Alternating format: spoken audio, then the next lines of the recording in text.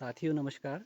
मैं आज आपको एक पारंपरिक खेती की किन यंत्रों द्वारा की जाती थी उनके बारे में जानकारी दे रहा हूं। उम्मीद है कि आपको पसंद आएगा। सबसे पहले तो ये हमारे पास हल है और ये हल इस पे जो यंत्र लगते हैं हल में, सबसे पहले ही इस वाले खांचे में एक नसूड़ा लगता है।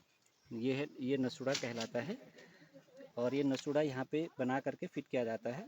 और जो यहाँ पे लगता है ये लाठ कहलाता है और लाठ भी लंबा बैलों के साइज के अनुसार लाठ की लंबाई छोटाई के हिसाब से हल पे लगाया जाता है। ये जुआ कहलाता है और बैलों के कंधे पे रखा जाता है।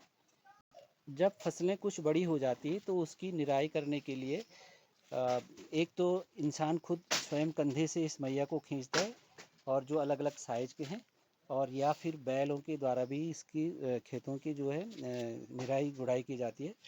तो ये इसका मैया कहलाता है। ये बैलों का मैया है और ये इंसान जो कंधा मैया बोलते हैं वो ये है। और इस पे लगने वाले जो लकड़ी के नुकीले दांत हैं जो फसलों को चीर फाड़ करके निराई गुड़ाई करती है, तो इन खांचों पे इन पे लगाया जाता है। और इस तरह से इसके एक लाठ यहाँ पे लगती है यहाँ पे, और यहाँ से फिर या तो बैल द्वारा खींचा जाता है या इंसान इसको खींचते हैं। तो इस तरह से फसलों की निराई गुड़ाई करने में ये मैया का अपना अहम रोल होता है।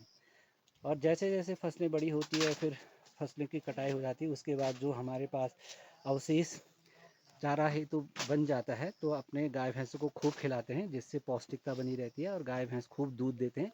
तो दूध देने के बाद जो उसका मट्ठा बनता है, मट्ठा मथने, ये मथनी का एक प्राकृतिक, हमारा जो प्राकृतिक तो नहीं बोलते, जो इंसान द्वारा बनाया गया है, ये मट्ठा मथनी का एक लकड़ी का बना हुआ है और इससे बहुत ही अच्छा गजब का मक्खन लगता है।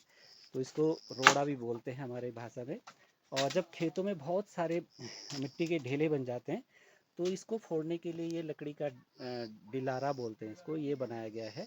तो इस तरह से हमारे जो पारंपरिक उन खेतों को लकड़ी के द्वारा ही, इंसान द्वारा, हम मानव द्वारा बनाए गए विभिन्न प्रकार के यंत्रों द्वारा ऑर्गेनिक खेती की जाती थी, और जिसमें बहुत सारे अच्छे फसलों का उत्पादन होता था और इंसान स्वस्थ रहता था, क्योंकि उसमें कोई भी केमिकल नहीं मिलाया जाता था फसलों में।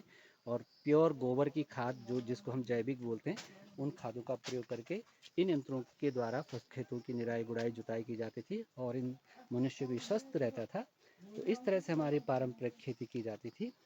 आशा है कि आपको ये वीडियो पसंद आई होगी, इन यंत्रों के बारे में जानकारी जो मैंने दी। धन्यवाद।